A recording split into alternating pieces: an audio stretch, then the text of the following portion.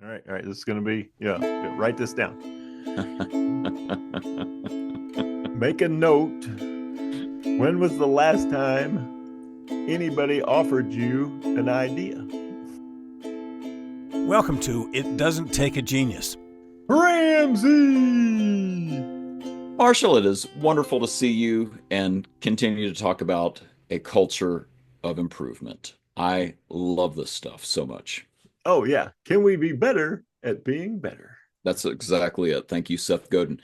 And we've talked, I'm going to interview you today. I've told you that I really think you ought to be the expert on this one. So this is going to be kind of an interview format. But let's do quickly talk about sort of the ground we've covered. We've in the last three episodes, we've talked about sort of this concept of a culture of improvement, what it looks like, why it's a big deal. We've talked about how having a vision, having sort of a North Star for your organization of what you're about is a big deal for cultural improvement or a culture of improvement. We've talked about values and sort of that being a little bit of the DNA of who you really are as an organization and how that's a big deal for having a culture of improvement. And now we want to talk about improvement, basically like collecting as many ideas as we possibly can. So I don't know if that's a fair summary of what we've done to lead up to this moment, but any does that cover it for you? Yeah, yeah. It starts with this big funnel, Yeah. right. This idea that we want to be better at being better. Then you got your vision and the values, and so yeah, you can see it kind of narrowing down. Of it's not just random, things that we want to be better at. It's a focused a way of focusing on specific things that we want to be better at, and doing that as a part of culture over a long period of time. Okay, so let's take that and run with it. You've got this funnel coming down of things that relate to continuous improvement, and what we really wanted to talk about today was collecting as much of the improvement ideas as possible to get into that funnel. So we talked about creating an idea bucket with a tap, Yeah. and so I'll read. I can't remember if this came from Seth Godin directly or if this came from you, but have a centralized place, digital whiteboard, Slack channel, or real life idea board where anyone can post thoughts without clogging your email or hallway conversations. But schedule regular review sessions so the bucket doesn't become a black hole. Keep the flow, not the flood. And that's what we're going to talk about today. What I want to start with is just that idea of collecting. And I don't know if I'll say this the right way, but you're big on gathering ideas from everyone, not just from the loudest voices in the room or not just from leaders. And why is that so critical to continuous improvement that we're collecting ideas from all across the organization? Well, you look at the evolution of ideas within an organization. Dr. Dan Edgar did some research on this, Yeah. and in his research, he found at the beginning you have the founder. So I start this company. I have this big idea, and I'm the source of all the ideas. Right, as the founder, I'm directing. I'm providing ideas. I build the team that implements my ideas. And that works fantastically. As the organization matures, however, Mm. we realize that the founder becomes more and more isolated from the end user. Yeah. And so, Simon Sinek, says, yeah, asks a CEO of a big company, so what's your number one job? And he's like, to take care of the customer. And he says, well, that's false. You haven't talked to a customer in 20 years. When's the last time you met a customer? And so the idea from this model is that the more mature and bigger your organization, the more the ideas occur on the fringes, on the front line, the Yeah. farthest reaches of your organization. And it's only organizations that are good at taking the ideas from the front line back to headquarters and figuring out, yeah, is this something that we can replicate and redisperse among the whole organization? Those are Right. the organizations that succeed. So we're not talking, and I think we brought this up last time. We're not talking about the CEO who says, "I want to implement a continuous improvement team."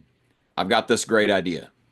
That's not what we're talking about. We're talking about there are ideas all through the organization that might be a continual, that might be an improvement, and we need to continuously work on those things to continue to make the organization better. That's a mindset more than it is an event.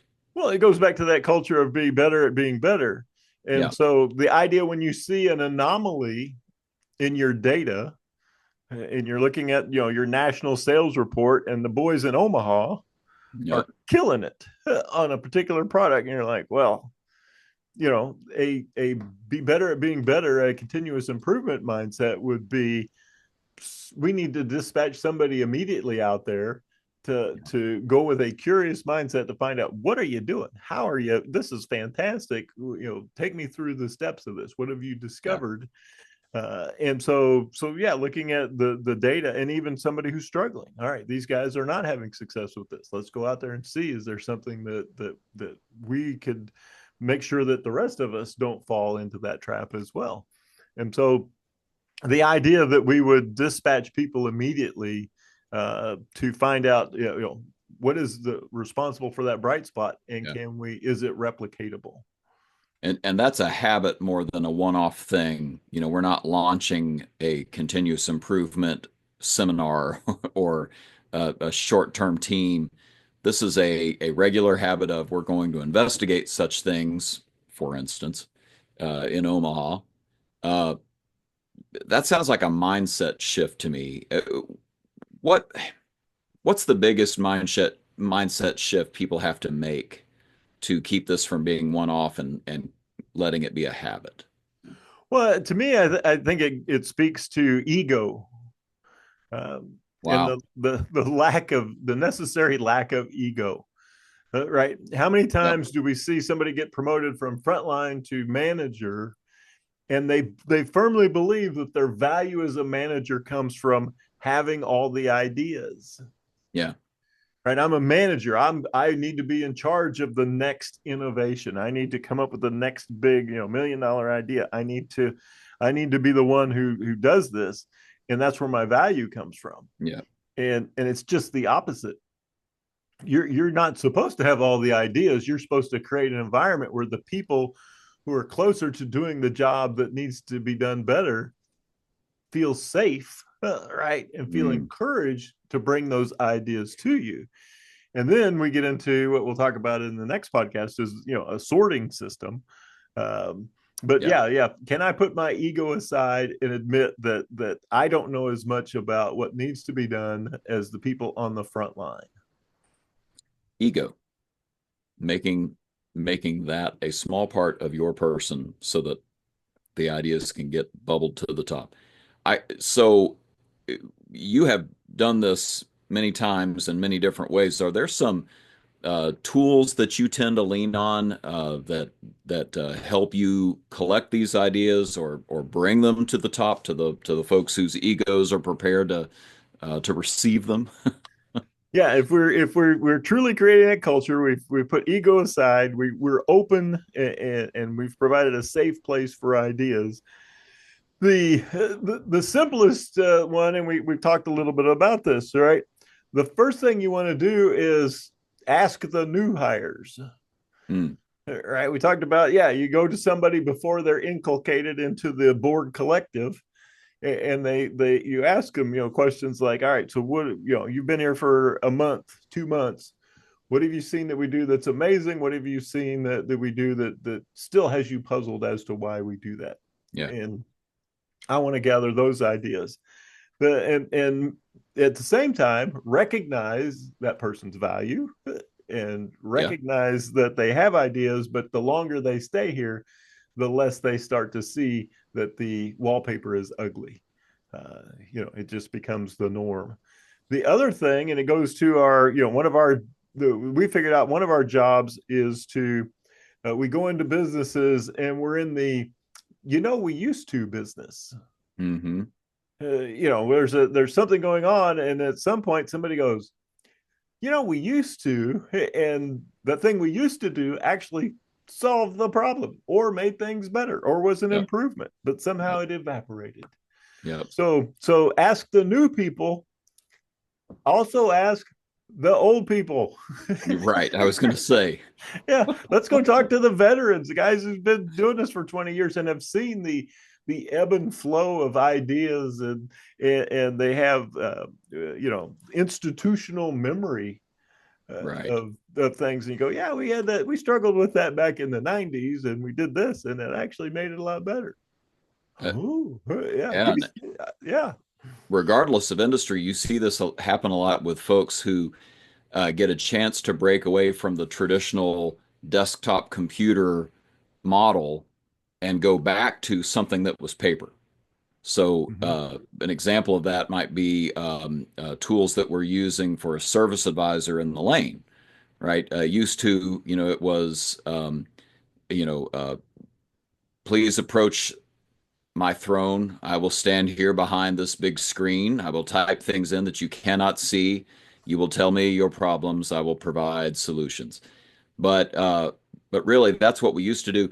Long before that, what we used to do is we had a clipboard and paper, and we walked around the vehicle with the customer, shoulder to shoulder, looking at the problem, listening to their concerns. It was much more human, right? It was much more connective, and so some organizations started rediscovering that, and lo and behold, then we developed tablets that allowed us to go back and do that without paper, and figured out a way to stay at the car and do walkarounds shoulder to shoulder. So Exactly. that's the kind of thing you're talking about. Yeah, yeah. Sometimes, yeah, the old way was actually a better way, and in some cases, yeah, as in your example, the digital process is less better than Right. the old school high touch process. So, Yeah. the other thing that we often do, and I know this seems crazy and obvious, but you'd be surprised how much it doesn't happen. If we want to be better at being better, let's go ask the people who are telling us it's not good. So, What? so yeah, I'm telling you, it's craziness. I remember, I'll never forget this. We were sitting in a managers meeting, 30 managers, pretty big organization. We'd gotten some feedback that the females customers were very unhappy with the facility. A lot of complaints about the facility. Yeah. So in this 30 manager group, it was all men. And I let them brainstorm for about 10, I don't know, 10, 15 minutes. Well, maybe it's this, right? Oh, I think they don't like this. And I think they would have just kept going. And finally, I said, hey, I got this idea. What if we asked one? Like they're like, asked one what? Asked a female, person what they're seeing that we're not seeing. Oh, yeah, okay. And so we they didn't want to go to a customer, so they went to the office, which was had a lot of females in it. We brought 3 or 4 of them in, the ones that we knew were outspoken. And we said, all right, so what is it about this facility that's off-putting to females? And they just started to rant. Have you ever noticed in the light fixtures there's dead bugs in all the fluorescent light fixtures? Have you noticed the rugs in every entrance are worn? Did you notice there's a little strip of dirt around the edge of the whole building where the floor cleaning guys never get to that point? And these guys, oh, yeah, yeah. Did you know the towel dispenser in the female, in the women's bathroom's been on the floor for 3 weeks? Yeah, yeah. Nobody's doing anything. Good news is they didn't know that, but Yeah, they yeah. should have figured out. Yeah. Yeah, they should have had a guy. Right, right. That figured it out.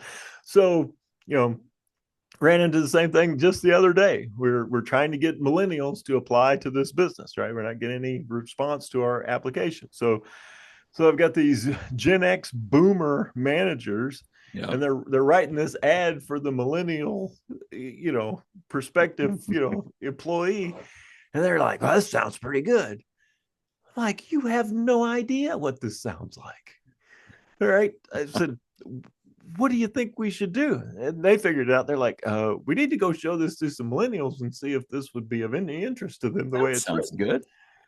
Like, Hello, fellow kids. yeah. Hey guys, if you were to read this, would you think this was a great opportunity for you? And so they all took it home to their kids. Yep. We got tremendous feedback. we made it better. Well, So it this is Genchi Gambutsu, right? yeah. This is right back to our episode on, one of the Mhm. and it's a Kaizen principle. It's part of the Japanese system uh, from Dr. Deming that made continuous improvement the name of the game for companies like Toyota. Mhm.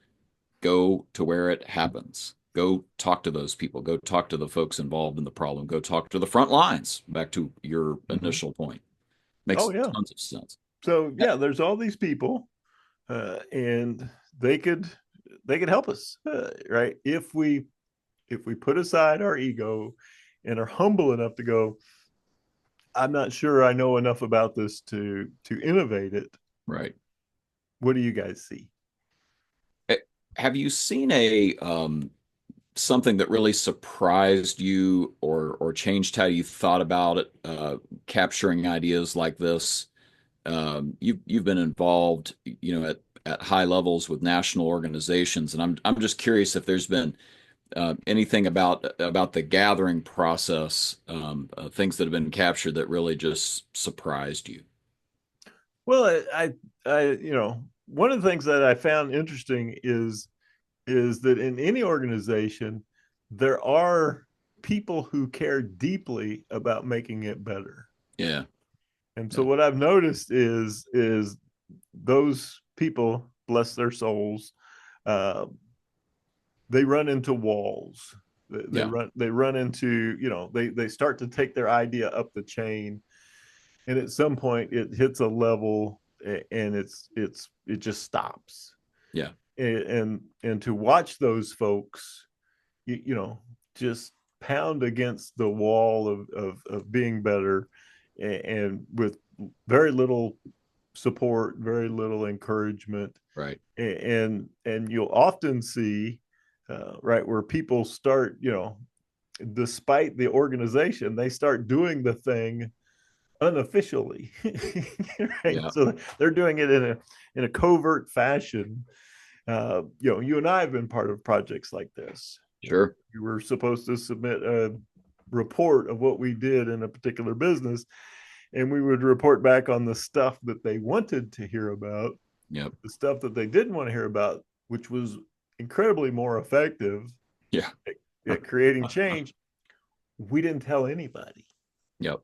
And so yeah, when you think about, what I've seen over the years, and you see, and at some point those good people, that, they do give up if they Yeah. don't find a champion or somebody to support them.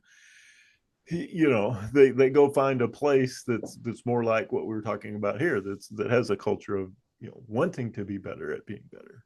Yeah, and the scary part of that is that that person is no longer engaged. To use our Mm-hmm. friend and mentor Pamela Cole's phrase, they're not all in anymore. They can't be because we told them we don't want them in on this particular input Mm-hmm. that we're refusing to listen to. And that's the scary part. Have you ever seen the opposite, where there's so much engagement that there are too many ideas coming in?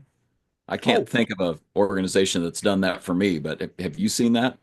the well, when we get the, like the idea says, right, turn on the tap, Hmm. right. I have seen it where we've turned on the tap, and we've communicated, and people believe that we want ideas, and, kind of like the inviting the ladies in to tell us Uh, what's wrong with the facility. yeah, All of a sudden, yeah, you got a this laundry list.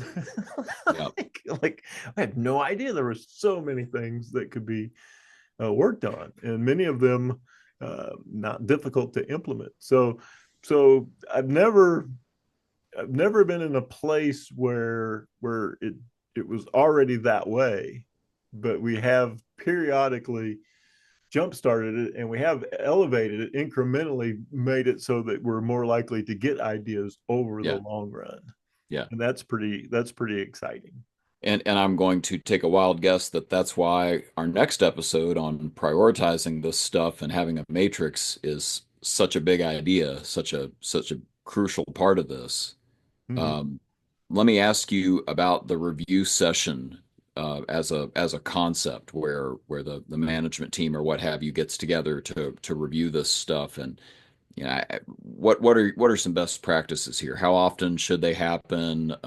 What's your trick to making them truly productive instead of, just another meeting where we're rubber stamping stuff? Oh, well, I think that one of the first things that I tried to establish for the managers is you're still the manager. You can still say no to an idea. Yeah. So one of the reasons managers don't ask for the ideas or they don't create an environment where ideas are shared is because they're afraid people are going to give them an idea and it's not going to, the manager does have more information, right? They see the bigger picture, they're Yep. looking farther out, and they see that, okay, this idea, while, well, it looks neat on the surface, right? This is how the ancillary effects that it could have that might be negative. Yeah. And so they're afraid they'll have to go back and say, no, we're not going to do your idea. Yep. And so first thing we have to do is get over the mindset is you still have the last right of refusal for whether or not this idea Yeah. moves forward into implementation. That's okay. I said what you don't have is the ability to not acknowledge the idea that was received, and and so the idea that if you get an idea, you have to close the feedback loop.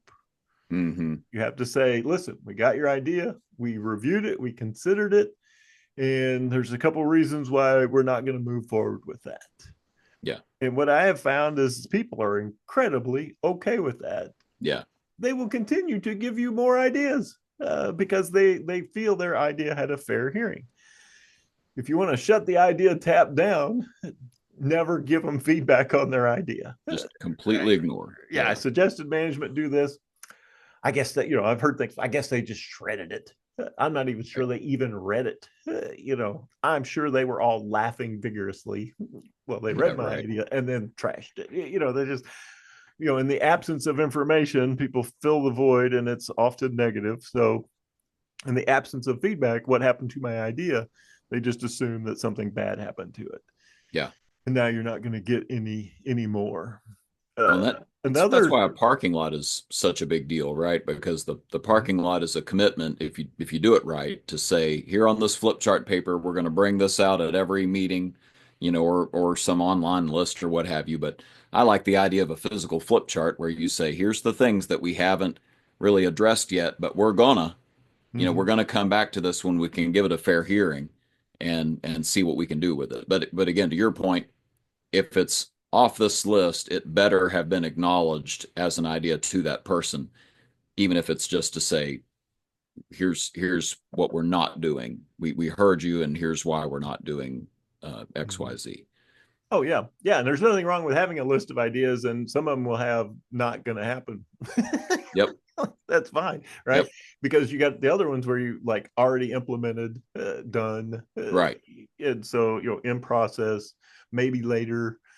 Yeah, all those things are perfect. Yeah. The other mindset is there are no bad ideas, Mm. and I've worked with managers on this. There are no bad ideas. That may Yeah. not be an idea that we're going to do, but it's not a bad idea. And there are three responses that we talk about. So when I get an idea, uh, there's three things I typically say about it, or I can say about it. That's unique, right? It probably is, right? I have no idea that. Yeah.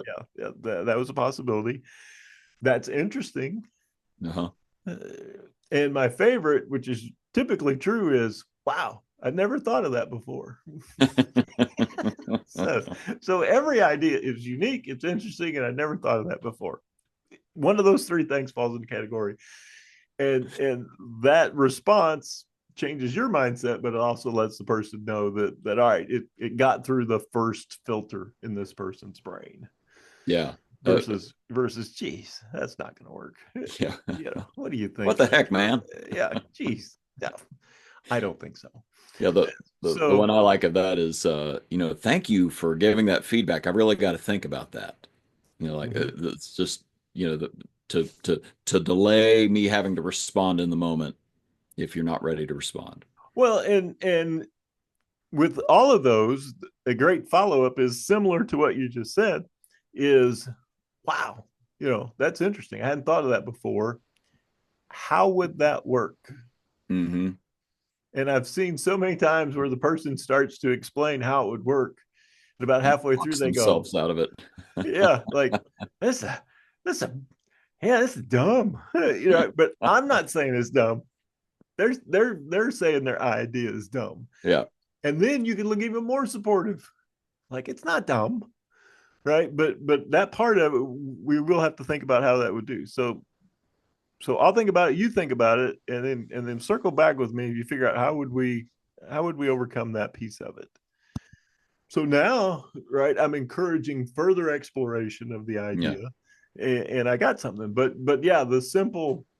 Ooh, all right. So how would that work?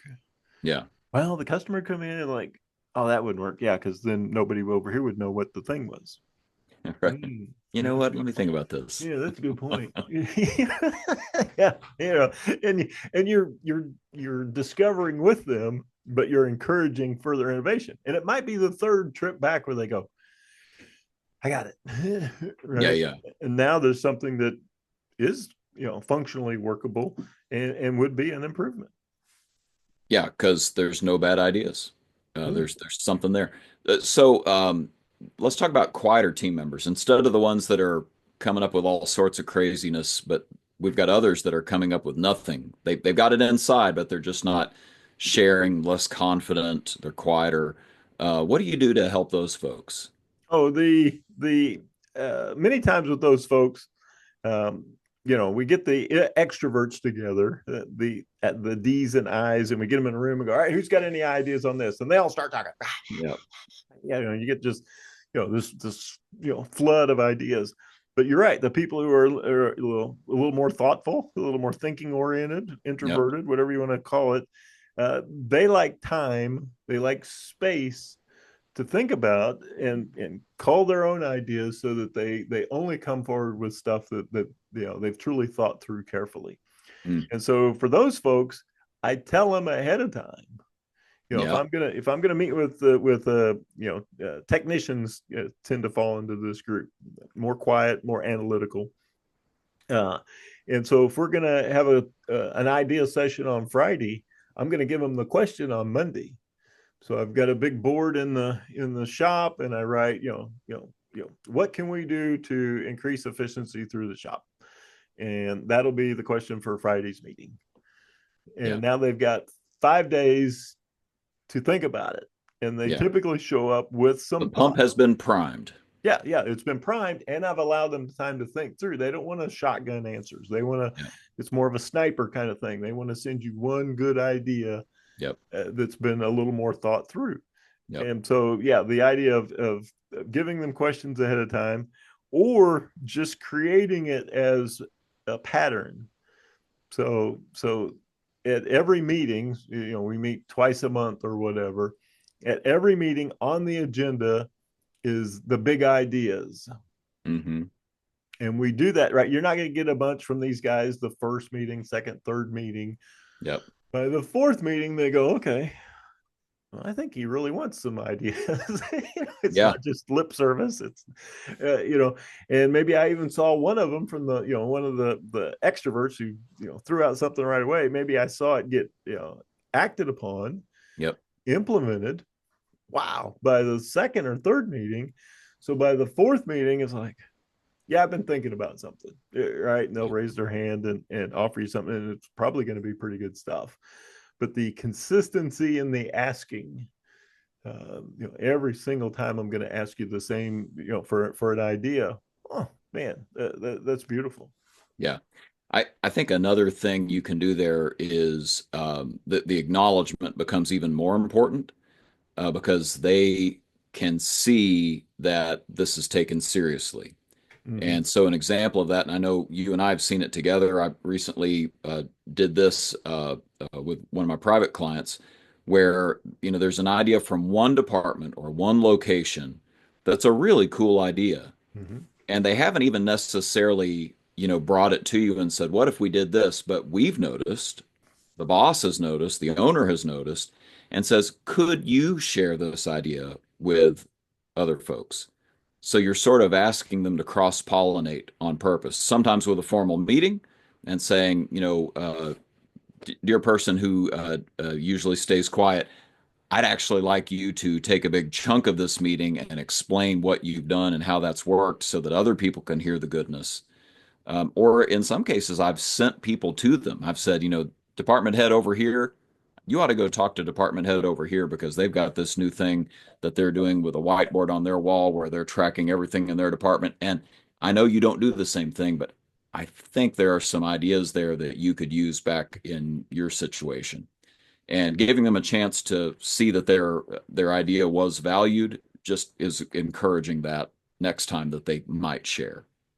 Oh yeah, yeah. The idea that you get people who aren't as intimately involved with what you're doing to give you that outsider's perspective. Right. All of a Right. sudden, yeah, they're standing there like, why you do it like that? Like, well, we've always, the classic, we've always done it like that. That's right. That's right. Well, I, the reason for that particular piece does it no longer exist? right. If so, maybe we can quit doing it like that. But yeah, the cross pollination, the getting input from different people. Yeah. Um, years and years ago, I think there was this wonderful book. I think it was Whack Upside the Head or something like that. It was about an idea mansion. And this guy started a company, and it may still be going. And so companies would bring their management teams together, and he would put them through a series of exercises. And one of the things they did was they would have a musician, they would have an artist, they would have different people join the group to offer different perspectives on whatever it is they were trying to make better, Mm. and build ideas around. And so it was this incubator of ideas. But these guys paid tens of thousands of dollars to go hang out with different folks, and to be put through exercises that got them to think differently about the things that they do every day. Oh, love that. And we see that, I mean, on a very regular basis. Somebody who comes from a different industry than our clients and jumps into the mix and is like, oh, well, here's some ways of thinking that we use in this other industry. And next thing they're absolutely tearing it up Mm-hmm. and beating the competition. Uh, so let's maybe give folks a chance to self-assess a little bit here. What are some signs that an idea gathering process is working well? What are some things people could be looking for to know that they really do have a chance of really truly gathering ideas from their organization? All right, this is going to be, yeah, write this down. Make a note. When was the last time anybody offered you an idea? It's a great question. Like, yeah, it goes back to, right, managers, right? We've talked about this before, right? The manager, what's it like here? And the manager goes, well, I have an open door policy. And I'm like, that's fantastic, right? And then my next question is, how many people walk through the door? Well, nobody's ever come in, Yeah. but they know the door is open, and I'm receptive to conversations and ideas, but nobody's done it. So yeah, and so now I start to assess, all right, maybe what were the last 5 ideas that I got, Yeah. and what did I do with those? So now I'm going to do an autopsy of the ideas, right? Did I close the feedback loop? Did we give it a fair hearing? Did we implement it and not close the feedback loop? And Hmm. and did we celebrate it? Hmm. Did we make a big deal out of the person who brought us an idea? I remember touring the Toyota factory, and they would have signs up, right? Hmm. And highlighting that a process that used to be here no longer is. And it's because Bob, Yep.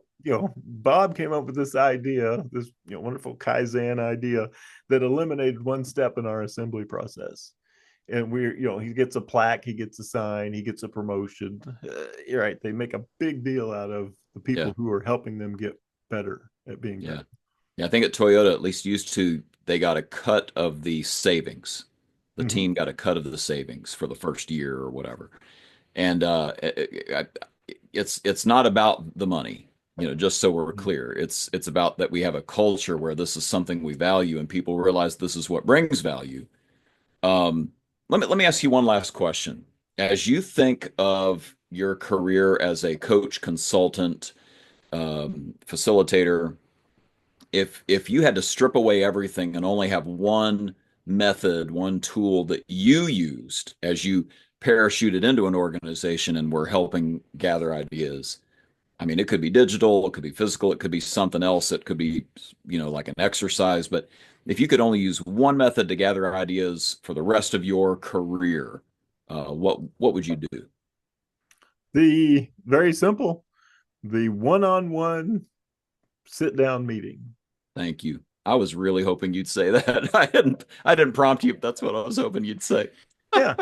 Yeah. It's just so amazing. You go and you sit down with somebody and you go, right, what's working here? And you can ask the magic wand question, right? If you Yep. had a magic wand and you could only change one thing about this place to make it better, what would you change? Yep. If you were CEO for the day, or you were the general manager for the day, what is the one change that you would make to make this place better? Right. And you can focus it, right? You can focus it Yeah. in on to make it better for our customers, or to Yeah. make it more profitable, or you can narrow the idea a little bit. But yeah, the the value and the recognition that's communicated by you sitting down one on one with somebody and giving them your undivided attention in the pursuit of their thoughts and ideas. Mhm. uh, I'm not sure there's any way to recognize or compliment Yeah. or appreciate an employee more than that. That's so true. And that's a great place to end this and tease the next episode, because the one thing that is a resource we all have the same amount of is our hours in a day. And what we do with that time is our big choice. Come back next episode, and we're going to talk about what's that plan for filtering out all these crazy ideas and deciding what you actually do and what you focus your time on at work. So, Mike, thanks for being our expert today. I really appreciate your candor, your insight, your wisdom, your good looks, etc. Oh man, I like all those things. I don't know if any of them are true. The and yeah, there are some neat books on this topic. So by all means, it is a pursuit. It is Right. something that you can legitimately just get better at. That's And right. so with that, we're going to turn it over to Mr. Wolf to take us out, and then a blazing, breathtaking ukulele solo. So stick around for that. And that's a wrap. The musings of Mark and Mike. No rights reserved, etc. Feel free to share and discuss what you heard today. Even claim the ideas as your own. Who'd want to do that? See you next time on It Doesn't Take a Genius. Thanks. That's good enough.